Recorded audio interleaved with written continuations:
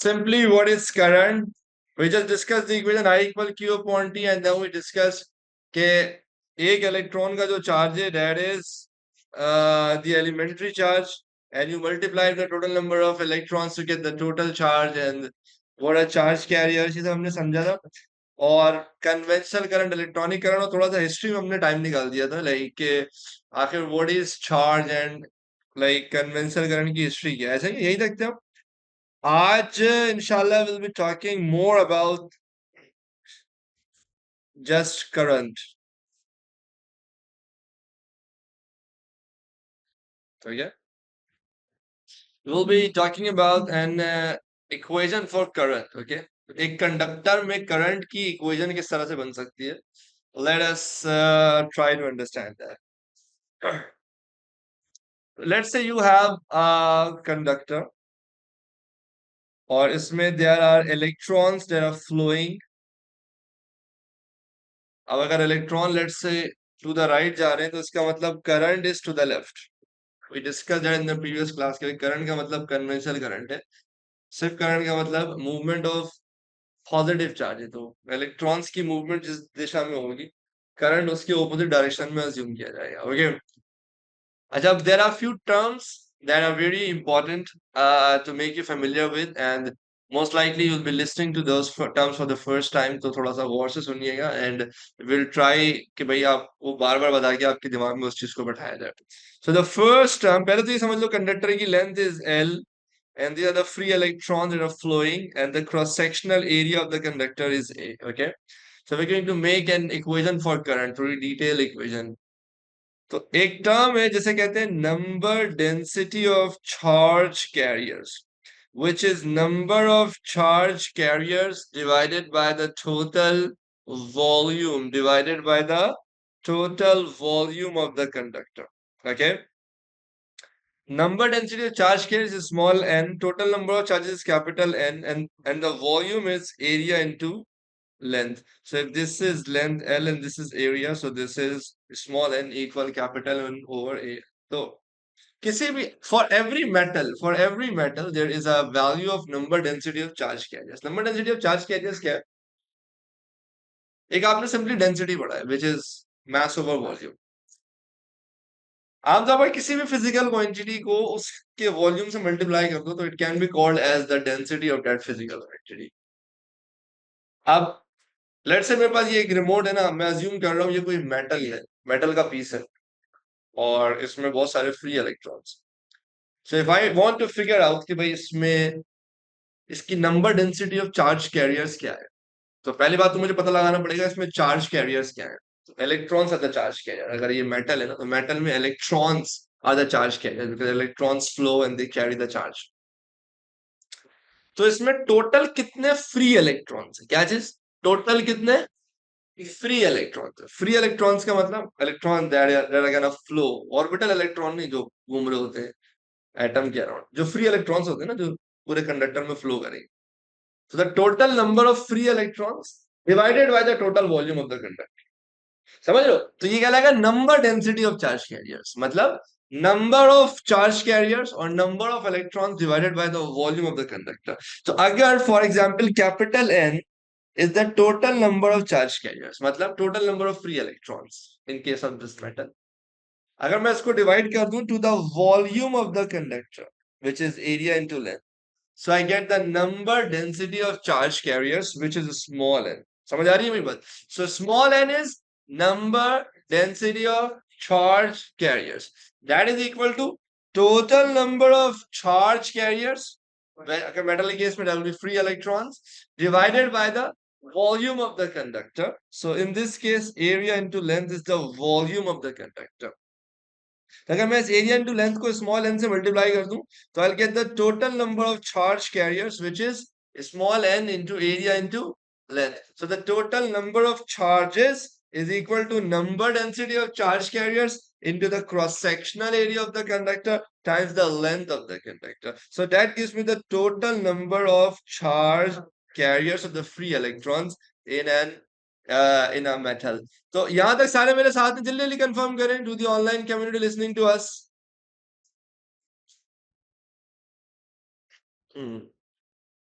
असल में number of charges थे ना, इसलिए उसको नंबर डेंसिटी कहते हैं। मिकाइल, आसान है भाई।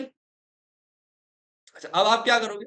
Now you are like, you know the total number of charges. फिर पिछली क्लास में हमने पढ़ा था ना, total charges capital Q which is equal to charge of one charge carrier into the number of electrons. तो एक इलेक्ट्रॉन का चार्ज है ई, और total number of charge carrier is capital N. तो कैपिटल एन को अगर आप एक इलेक्ट्रॉन के चार्ज से मल्टीप्लाई करें तो you get the total charge. Okay, ये हमने पिछली क्लास में ही पढ़ा था, बहुत सारे एग्जांपल्स देखिए इसके।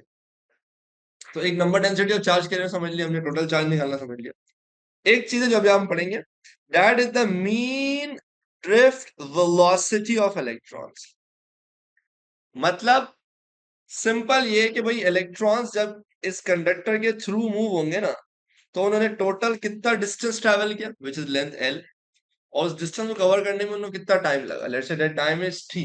तो L upon T is simply distance over time, and that gives you what, that gives you the drift velocity. क्या कहलाएगा ये? Drift velocity. अब इसको प्रिसाइजली सिर्फ वेलोसिटी नहीं कहते, इसको ड्रिफ्ट वेलोसिटी ही कहते हैं।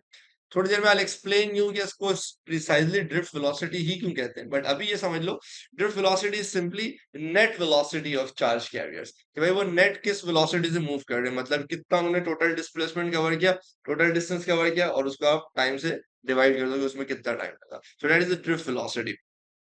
So repeating it again, first is number density of charge carrier, which is number of charge carriers divided by the volume of the conductor. तो एक किसी मेटल कंडक्टर में या किसी भी कंडक्टर में कितने नंबर ऑफ चार्ज कैरियर्स, जैसे मेटल केस में number of charge carriers means कितने इलेक्ट्रॉन्स है, divided by the volume of the conductor which is area into length, that gives you the number density of charge carrier which is small N. So अगर आप ये area into length को ले आके small n से multiply कर दो, तो that is going to be equal to capital N, यानी total number of charges is equal to number density of charge carriers multiplied by the cross sectional area of the conductor multiplied by the length of the conductor। फिर अगर एक एक charge carrier जो कि इस case में electron है, अगर उसका चार्ज है स्मॉल ई, उसको आप मल्टीप्लाई कर दो टोटल नंबर ऑफ चार्जेस से, so you get the total charge in coulombs that has passed a point that is flowing which is capital Q. और जो चार्जेस फ्लो कर रहे हैं वो एवरेज किस वेलोसिटी से फ्लो कर रहे हैं, यानी ऑन एवरेज वो टोटल कितना डिस्टेंस कवर कर रहे हैं per unit time. So that's distance upon time is the drift velocity or the average or the mean drift velocity of charge carriers। ये तीनों टर्म्स सबको क्लियर है? जल्दी जल्दी सारे कंफर्म करें।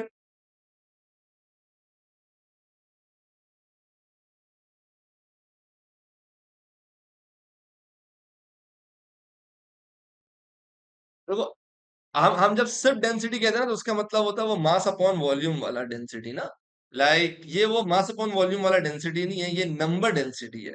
मतलब अगर किसी मेटल की number density of charge career ज्यादा है, इसका मतलब एक गिवन वॉल्यूम में बहुत सारे नंबर ऑफ फ्री इलेक्ट्रॉन्स है, बहुत सारे फ्री इलेक्ट्रॉन्स है।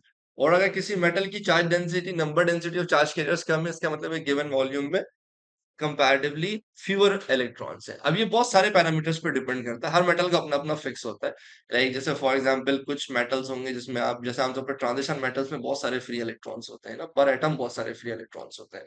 तो ओवरऑल यू एक्सपेक्ट कि there are a lot of free electrons in a given volume of a conductor ना। सही, जैसे एल्यूमिनियम की फ्री की number density of charge carriers बहुत ज्यादा होगी, क्योंकि पर एटम दो दो तीन तीन इलेक्ट्रॉन्स सारे होते हैं एल्यूमिनियम के भी ना। तो एक गिवन वॉल्यूम में बहुत सारे फ्री इलेक्ट्रॉन्स होंगे। सो इट्स लाइक एक गिवन वॉल्यूम में कितने फ्री इलेक्ट्रॉन्स है ना, तो फ्री इलेक्ट्रॉन्स या number of charge carriers divided by the total volume of the conductor. वो हर मेटल की अपनी अपनी वैल्यू होती है, मैं कुछ वैल्यूज आपसे भी डिस्कस भी कर लूंगा, वो याद नहीं करना होता बट पता होना चाहिए कि लाइक नंबर डेंसिटी और चार्ज कैरियर्स होता है क्या। और अभी किसी ने कहा सर ड्रिफ्ट वेलोसिटी दोबारा समझा। ड्रिफ्ट वेलोसिटी सिंपली जब करंट आएगा तो चार्जेस फ्लो करेंगे ना, तो चार्जेस जब फ्लो कर रहे हैं तो ऑन एवरेज वो कितना डिस्टेंस कितने टाइम में कवर कर रहे हैं, तो वो जो डिस्टेंस पर यूनिट टाइम है ना, उसकी वेलोसिटी यही होती है ना, डिस्टेंस अपॉन टाइम। तो वो चार्ज कैरियर्स किस नेट वेलोसिटी से मूव कर रहे हैं, that is called the mean drift velocity of charge carriers. सही है भाई? या टाइम टेकन को यूजली डेल्टा टी लिखते हैं, आप सिर्फ टी भी लिख सकते हो, कोई मसला नहीं है। अब कल ही हमने पढ़ा था ना, current is total charge in Coulomb's over time taken. भाई बेसिक इक्वेशन तो यही थी ना, चार्ज ओवर टाइम। तो Q upon T, capital Q किसके बराबर है कि total charge in coulomb, which is number of electrons into charge of 1 electron, ऐसा ही है। और इसको आप टाइम से डिवाइड कर दो, सही है ना। अब अगर आप लाइक टाइम की जगह डेल्टा टी लिखना चाहते हो तो डेल्टा टी भी लिख सकते हो, कोई मसले की बात नहीं, उससे इंशाल्लाह आपके गुना नहीं मिलेगा, ठीक है। सिंपली टाइम टेकन, उससे कोई फर्क नहीं पड़ता। अच्छा, कैपिटल एन का मतलब क्या है? In place of capital N total number of charge का मैं क्या लिख सकता हूँ? छोटा नल, small N into capital area into length, so that's N A L E as it is, और ये delta T as it is, ऐसा ही ना भाई, समझ रहे हो आप मेरी बात? तो मैंने क्या किया, मैंने इस कैपिटल एन की जगह स्मॉल एन इंटू एल लिख दिया। Now this is small N into A into L upon delta T अलग लिख देता हूं मैं, समझ रहे हो आप? एक ही बात है ना भाई, डेल्टा टी सबके साथ डिवाइड हो रहा है ना, तो ऊपर सब मल्टीप्लाई हो रहा है, तो किसी एक से भी आप डिवाइड कर दो, वो एक ही बात है, ऐसा ही है। और ये एल अपॉन टी क्या है बेटा? अरे कौन है, मच्छर कहाँ से आ गया ये? एल अपॉन डेल्टा टी क्या है? वेलोसिटी, क्या है भाई? वेलोसिटी। इसको लग रहा है इसकी मिठाई खा ली है मैंने, ठीक है ना। तो ये इक्वेशन क्या बन गई? एन ए वी ई, क्या बन गई बेटा? N A V E. So current, I is current, small N is number density of charge carriers, A is cross sectional area, V is drift velocity, and E is the charge of one charge carrier, जो कि हमारे case में electron है, ठीक है ना, charge of electron, ऐसा ही है भाई। अब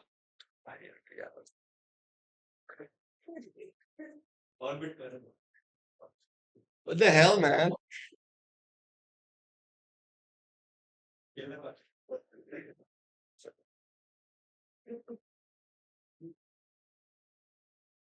मार दे इसको। ई की वैल्यू पता होना चाहिए, 1.6 माइनस 19 कूलम। मैं पता नहीं कितने मच्छरों का कातिल हूँ।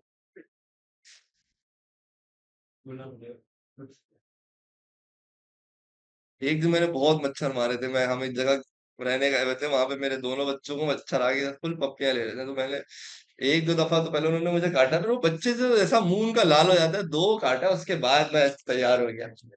मैं बोला, आ जाओ, मेरे बच्चों को कैसे मारा इन्होंने, चुन चुन के एक एक मच्छर जो है ना मैंने, किंटॉक्स मारे चुन चुन के। So I is equal to N A V E. अच्छा, अब भाई जरूरी नहीं है कि हमेशा मेटल कंडक्टर हो ना, और हमेशा चार्ज कैरियर इलेक्ट्रॉन्स हो। कल ये डिस्कशन हुई थी ना भाई, चार्ज कैरियर्स कैटाइंस भी हो सकते हैं, एनाइंस भी हो सकते हैं। तो हम एक जनरल इक्वेशन बना देते हैं, the moving charge carriers that make up a current are not always electrons. They might, for example, be ions, positive or negative, whose charge Q is multiple of E. अच्छा, एक charge carrier का जो charge होगा वो भी ई का multiple ही होता है, या तो 1 ही होगा, या तो 2 ही होगा, या तो 3 होगा, यही पढ़ा था ना हमने।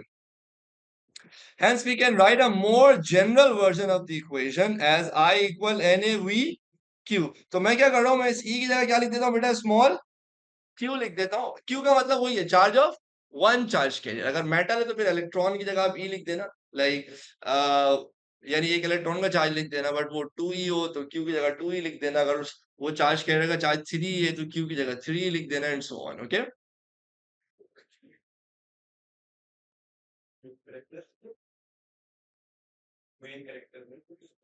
प्रोटागोनिस्ट, NaVQ को मैं यू भी लिख सकता हूँ, नक वी। क्या लिख सकता हूँ? नक वी। NaQV इक्वल आई, क्या बन गया भाई?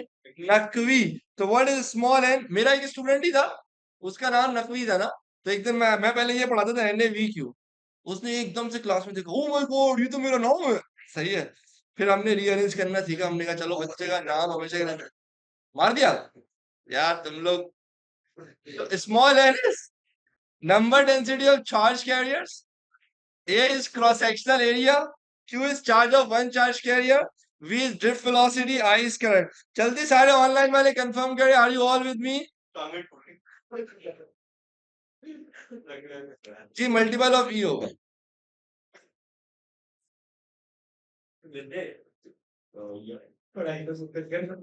इसमें बहुत सारा प्रोटीन है, सही है।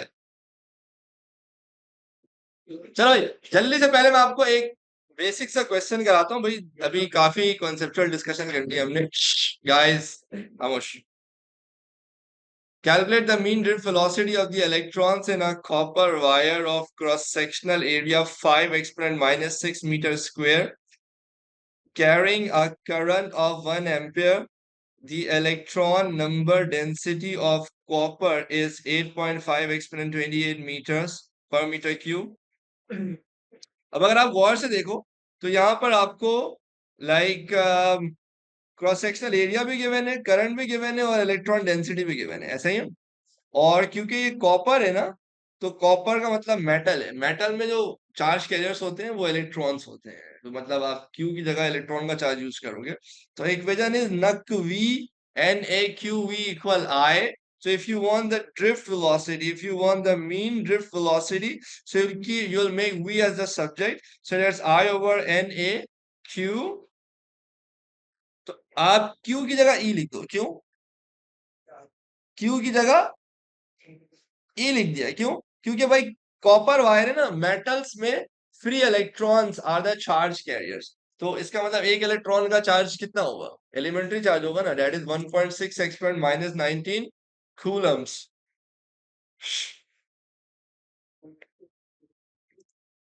तो current is 1 ampere, number density of charge carrier is 8.5 exponent 28 per meter cube, cross sectional area is 5.0 exponent minus 6। अब ऐसा यूनिट में कुछ कन्वर्ट करने की जरूरत नहीं है, इस स्मॉल ई की जगह मैं क्या लिख सकता हूँ? 1.6 एक्सपोनेंट माइनस 19 कूलम। तो जब मैं ड्रिफ्ट वेलोसिटी निकालता हूँ ना, तो it turns out to be 1.5 exponent minus 5 metres per second, जिसको आप कह सकते हो 0.015 इंटू 10 की power minus 3 metres per second या मिलीमीटर्स पर सेकेंड। अब देखो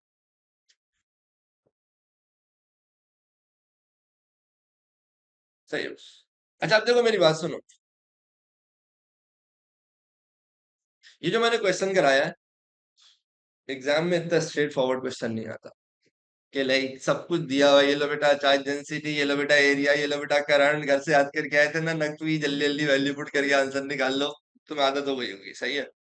but there is a very specific reason why I have done this question, and now I need full attention from everyone, full attention, because now comes the most interesting and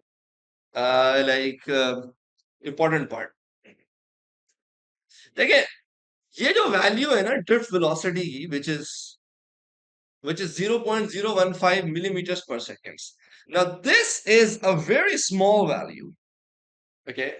देखो अच्छा खासा current है, 1 ampere अच्छा खासा current होता है, like that is a lot of current, okay? 1 ampere is a good amount of current. तो अगर कंडक्टर में आप सोचो 1 एम्पियर का करंट है और चार्जेस की जो नेट फ्लो है ना, वो है 0.015 millimetres per second.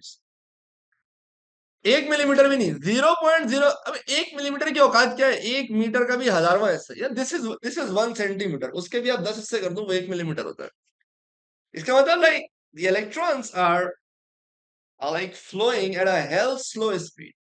Yeah, this is a very small speed, समझ लो? Like this 0.015 millimeters per second is a very small value। I mean this value is so small that it is very small। So like with this very small value we need an explanation कि भाई ये क्या चक्कर है कि क्या electron इतना slow flow कर रहे होते हैं? लाइक एक कंडक्टर में इलेक्ट्रॉन्स वाकई इतना स्लो नेट फ्लो होता है? इसके लिए मुझे आपको थोड़ा समझाना पड़ेगा कि what actually happens like when current exist in a conductor. तो मैं काम करता हूँ, मैं कंडक्टर का ना थोड़ा सा जूम इन करता हूँ, ओके? कंडक्टर को थोड़ा सा जूम इन करता हूँ जबकि वो किसी सेल से कनेक्टेड होता है। So when it is connected to a cell, now what happens in a conductor और अ रेजिस्टर, एक ही चीज होती है। There are atoms that are fixed at their position and they are vibrating about a fixed position and they're very packed together। वो बहुत करीब करीब होते हैं, जैसे मैंने फिर भी स्पेसिंग दिखाई है ताकि ड्राइंग बहुत ज्यादा गंदी ना हो जाए। But in reality we know if it's a solid conductor, तो सॉलिड्स में क्या होते हैं? Atoms are like very very close to each other and they are just vibrating about a fixed position, कि वो किसी एक पोजीशन के अबाउट वाइब्रेट कर रहे होते हैं। सो दीज छोटा छोटा green circles they represent the atoms और द आयंस जो कि एक मेटल में होते हैं। that are vibrating about fixed position. They are na healing, na dueling, just vibrate करेंगे. सही है ना? They are just oscillating about a fixed position.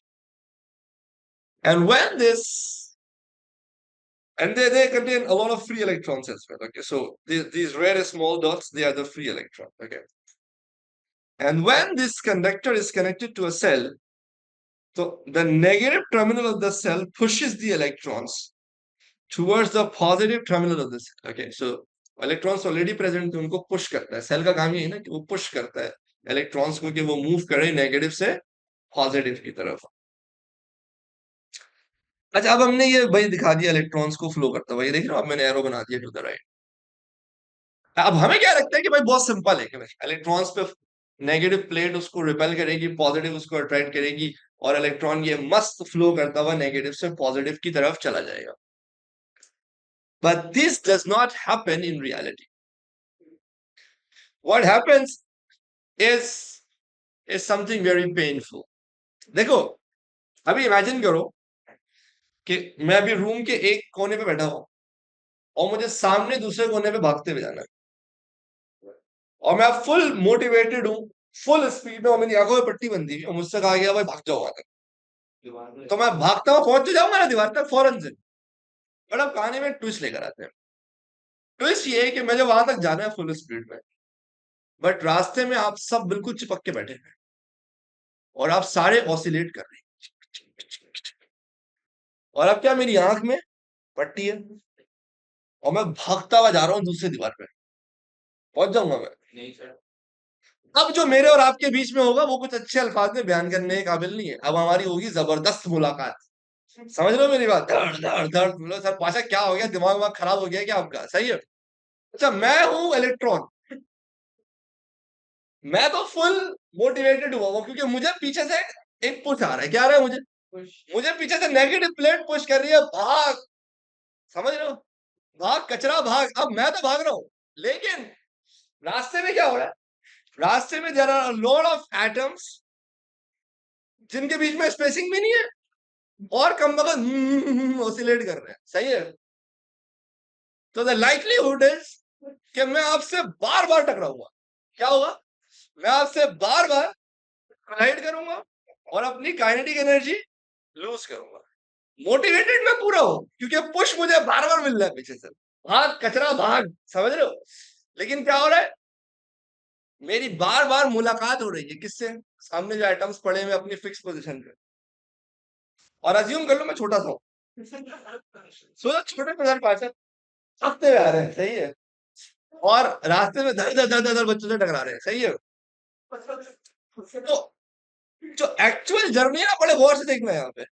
जो एक्चुअल जर्नी है ना, वो पता है क्या होगी?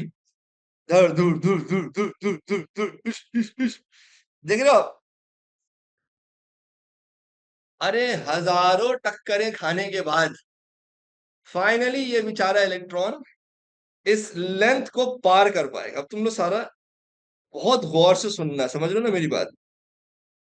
ये जो डिस्टेंस एल है ना, let's say this is length L of the conductor. ये ऐसा नहीं होगा इलेक्ट्रॉन पे फोर्स लगी और इलेक्ट्रॉन शी पट पहुंच गया यहाँ पे. ना ना ना ना ना. इलेक्ट्रॉन तो बहुत मोटिवेटेड है, पीछे से मस्त धक्का आ रहा है, लेकिन रास्ते से बार बार मुलाकात हो रही है.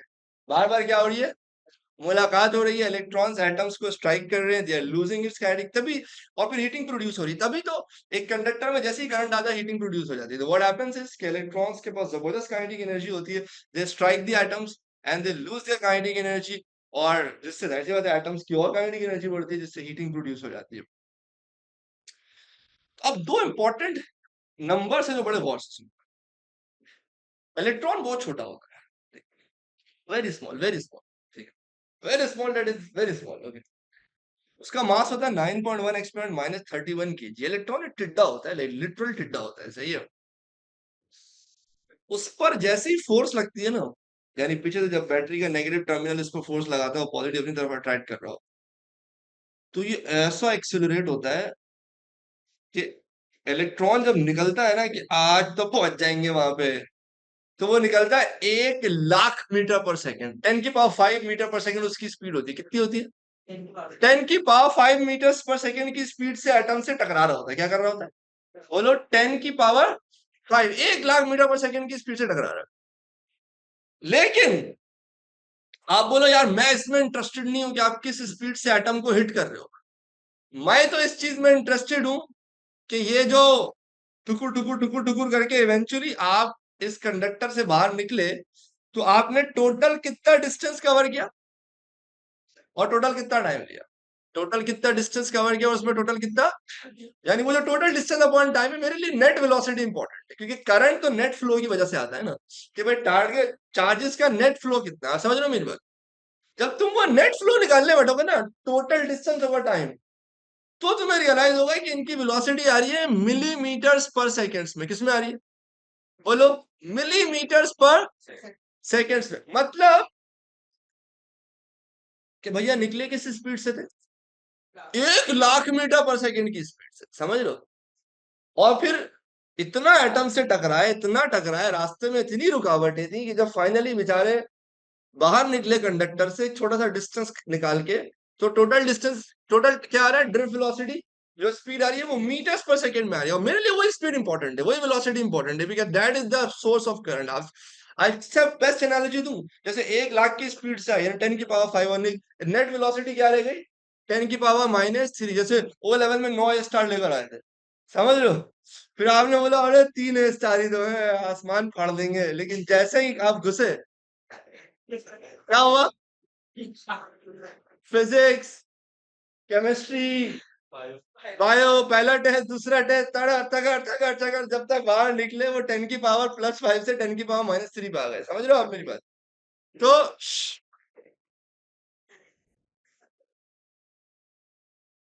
कंट्रोल हो जाए, कंट्रोल। इट मे बी, तुम लोग इतना हंस रहे क्यों, इतना फनी क्या है इसमें। It may be surprising to find, अब इसको पढ़ लेते हैं, मैंने समझाया आपको। It may be surprising to find out that the electrons in a copper wire drift at a fraction of a millimeters per second। यार मतलब वो जो हमें पीछे अभी आंसर मिला है 0.015 मिलीमीटर्स पर सेकेंड, आमतौर पर वैल्यू ऐसी आती है, मिलीमीटर पर सेकेंड में ही आएगी। तो ऐसा ये थोड़ा सरप्राइजिंग रिजल्ट है ना। तो to understand this fully, we need to closely examine how electrons behave in a metal. The conduction electrons are free to move around inside the metal when the wire is connected to a battery or an external power supply. Each electron within the metal experiences an electrical force that causes it to move towards the positive end of the battery। अब तक तो बात वही थी कि भाई सारे electrons पे पुश मिला, नेगेटिव ने उसको पुश किया, और सबकी ख्वाहिश ये कि वो जबरदस्ती फौरन से पहुंच जाए पॉजिटिव की तरफ, समझ लो। लेकिन ये इंपॉर्टेंट है, इसीलिए मैंने इसको पर्पल से लिखा है।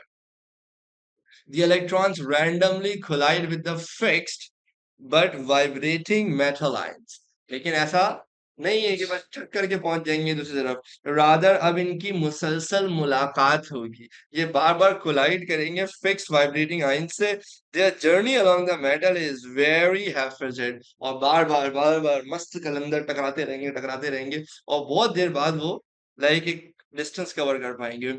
सो the actual velocity of an electron between collision is of the order of magnitude 10⁵ meters per second। वैसे इलेक्ट्रॉन जो आते हैं फुल छपाटर 10⁵ मीटर पर सेकेंड की स्पीड से, लेकिन ये हो ना टकर टकर के जो नेट बाहर आते हैं वो बहुत कम होती है, वो ड्रिफ्ट वेलोसिटी होती है। but its haphazard journey causes it to have a drift velocity towards the positive end of the battery. और सबकी ड्रिफ्ट वेलोसिटी सेम भी नहीं होती, किसी की थोड़ी ज्यादा होगी, किसी की कम होगी, इसीलिए we prefer to use the term mean drift velocity। since there are billions of electrons, we use the term mean drift velocity v of the electrons। यहाँ तक सारे मेरे साथ हैं। तो आपको फर्क समझ में आ रहा है कि velocity with which the atoms, the electrons are striking the atoms हमारे लिए इंपॉर्टेंट नहीं है। ड्रिफ्ट वेलोसिटी का मतलब नेट वेलोसिटी है, टोटल कितना डिस्टेंस कवर किया, टोटल कितना टाइम से। और drift velocity is the velocity which is responsible for the current. तो NAQV = I में V का मतलब ड्रिफ्ट वेलोसिटी है कि इलेक्ट्रॉन किस स्पीड से ड्रिफ्ट कर रहे हैं। नो नो,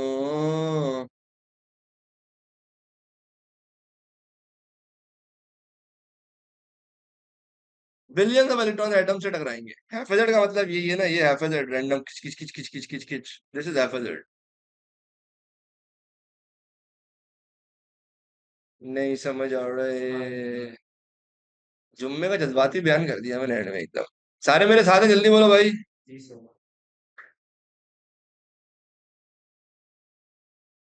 फिर एक छोटा सा कॉन्सेप्ट है वो आपसे डिस्कस करें।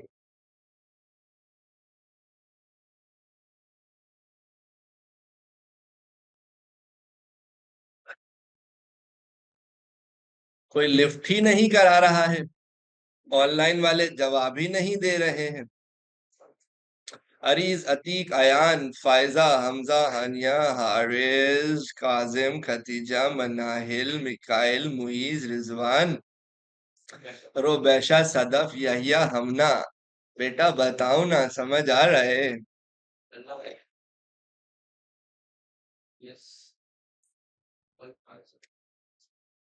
ये भाई, ओके भाई। अब ये कुछ वैल्यू है number density of charge career, जिसको हम स्मॉल एन कहते हैं ना। जैसे कॉपर के लिए number density of charge career की वैल्यू देखो कितनी है, 8.49 एक्सपोनेंट 28। एल्यूमिनियम के लिए 6.02 एक्सपोनेंट 28। ये दोनों सबसे कॉमन मेटल वायर्स है ना, जो कंडक्टर्स के तौर पर इस्तेमाल होते हैं। तो लाइक ये उनकी चार्ज डेंसिटी बिल्कुल भी याद करने की जरूरत नहीं है।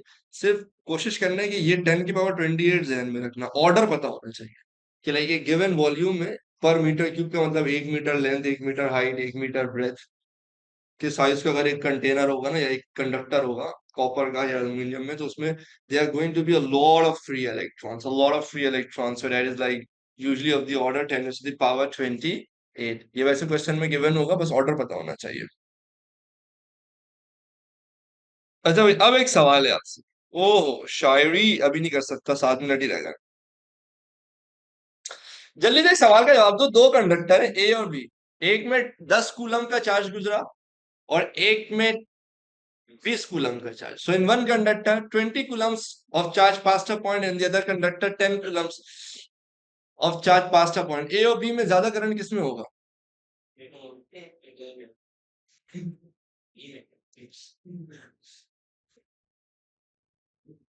ए और बी में ज्यादा करंट किसमें होगा? कोई कह रहा है ए, कोई कह रहा है बी। उसूलन आपको बोलना चाहिए sir this is an incomplete question. Current is charge over time. सिर्फ चार्ज बता के थोड़ी पता लग सकता है कि कितना करंट है, जब तक कि आप मुझे ये ना बताएं कि कितना है। आप समझ रहे हो, like current is the rate of flow of charge.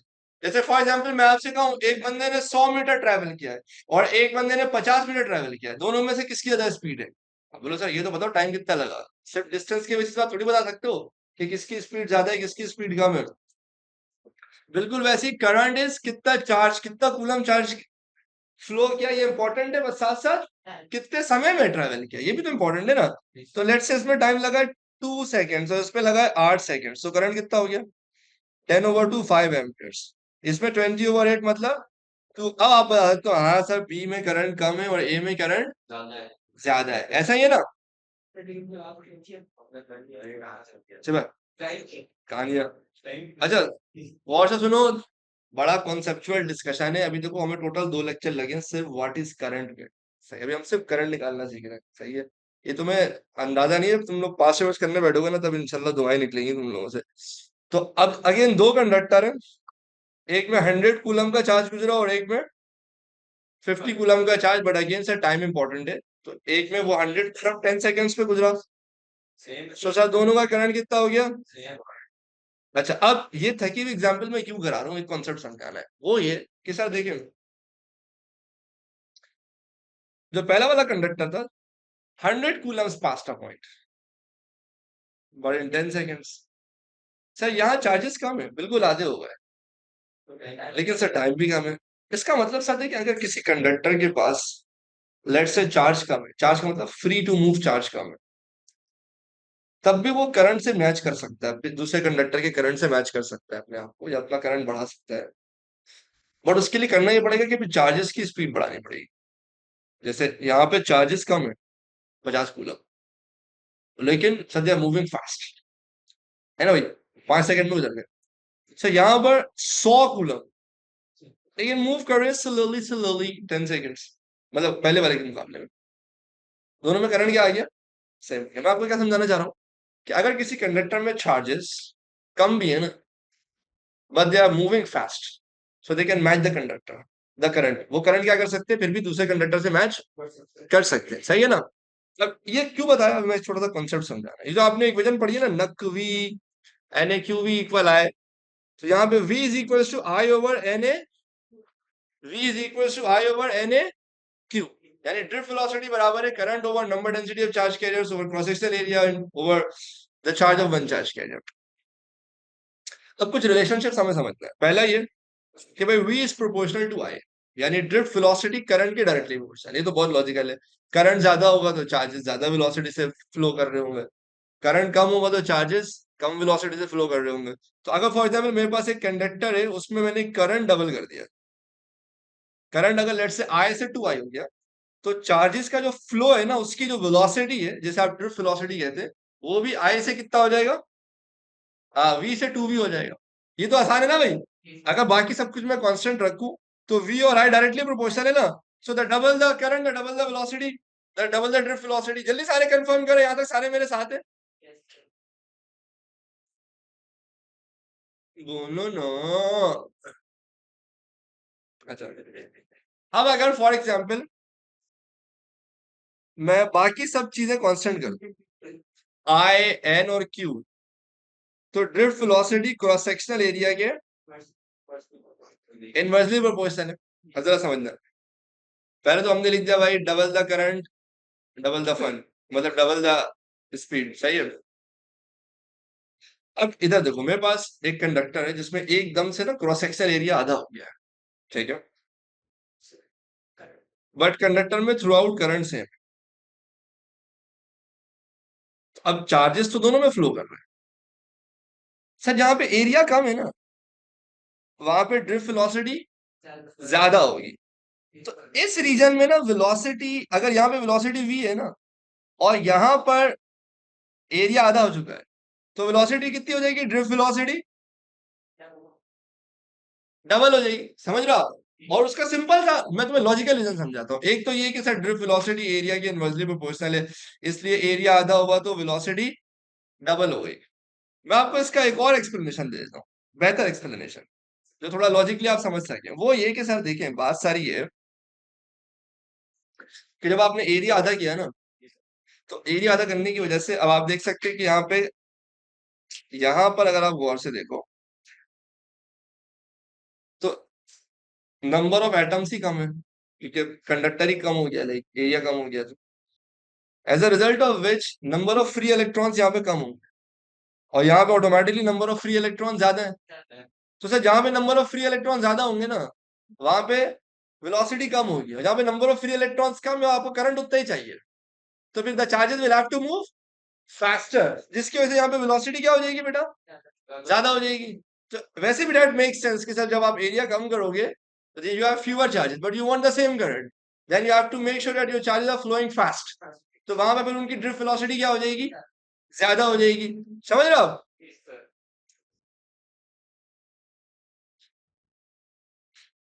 फिर वो फिर उससे हीटिंग कितनी प्रोड्यूस होगी, वो अभी हम जब रेजिस्टेंस पढ़ेंगे तो will discuss that. Similarly we जो है ना, वो number density of charge carriers के भी इनवर्सली प्रोपोर्शनल है। तो फॉर एग्जांपल आप एक कंडक्टर ले आते हो जिस जिसमें फ्री इलेक्ट्रॉन्स ही बहुत कम है, यानी जिसकी number density of charge carriers कम है, एक गिवन वॉल्यूम में there are fewer electrons, but आप चारों करंट उतना ही रहे, तो again they will have to move faster, because अगर नंबर ऑफ इलेक्ट्रॉन्स कम है बट आप चारों करंट उतना ही रहे, क्योंकि आप करंट कांस्टेंट रखना चाह रहे हो ना, तभी तो v और n इनवर्सली प्रोपोर्शनल है। तो बिल्कुल ऐसा ही है कि भाई जब आप number density of charge carriers कम करोगे, means when you will have fewer electrons in the conductor, so they will be moving faster, so smaller electron density, increased speed। क्या आप लोग करंट के कॉन्सेप्ट को समझ चुके हैं, what is current, what is drift velocity, what are charge carriers and everything. कल इंशाल्लाह हम पढ़ेंगे वोल्टेज और रेजिस्टेंस। क्या पढ़ेंगे, वोल्टेज और रेजिस्टेंस।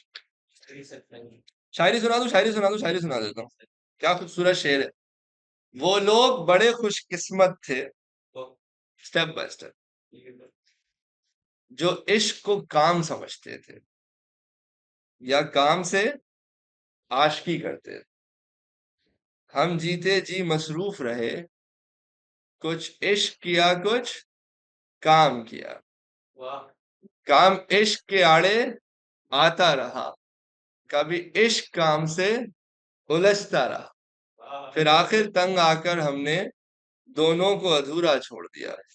अब ये जो शायरी है, तुम्हें लग रहा हो वो छिछोरी शायरी है, बट ये एक्चुअली बड़ी डीप है। और मैं हमेशा कहता हूँ कि ए लेवल्स के बच्चों को ये नज्म, ये पोम इनके कोर्स से पढ़ाना चाहिए, because a time will come when you will realise कि यार आप सब मेहनत करोगे डिफरेंट प्रोफेशंस में और पैसे भी कमाओगे, सब अपने नसीब का कमाएंगे, लेकिन असल खुशनसीब इंसान वो होता है जो वो काम करता है जिससे उसको इश्क होता है। नहीं, ये लाइफ में बहुत बड़ी खुशनसीबी है कि आप जिंदगी के 20 साल 15 साल गुजार रहे हो, रोज सुबह 9 बजे जॉब पे जाते हो, शाम के 6 बजे घर आते हो, 8 8 घंटे काम कर रहे हो, but what you're doing is something that you don't like. तो ये बहुत बड़ी बदन, पैसा तो सभी कमा लेते हैं, वो जितना आपके नसीब में वो कहीं से भी आ जाएगा आपके पास, वो आप सोच भी नहीं सकते हो ऐसे ऐसे नसीब से आपको पैसा मिलेगा। लेकिन ये अल्लाह ताला से बड़ा दुआ किया करो कि अल्लाह ताला तुमसे वो काम करवाए जिसको तुम एंजॉय करते हो। वरना वो तुमने देखा होगा कुछ ऑफिसेज में तुम लोगों से मिलने जाते हो, वो मिल के ऐसे शक्लें बनाते हैं कि पता नहीं एहसान कर रहे हैं काम करके, समझ रहे हो ना, क्योंकि प्रॉब्लम यही है। और एट द सेम टाइम कुछ जगहों पे तुम किसी बंदे से मिलते हो वो इतना मोटिवेटेड मिलेगा आपको, लाइक वेलकम करेगा, अरे आए बैठे हैं, कैसे हैं आप, बताएं क्या खिदमत कर सकते हैं आपकी। क्या फर्क है, दोनों को सैलरी मिल रही है ना, अब फर्क ये है कि एक को अपने काम से इश्क है और एक ने कुछ इश्क किया कुछ काम किया। तो अपना ख्याल रखिएगा, कल मिलते हैं, अल्लाह हाफिज।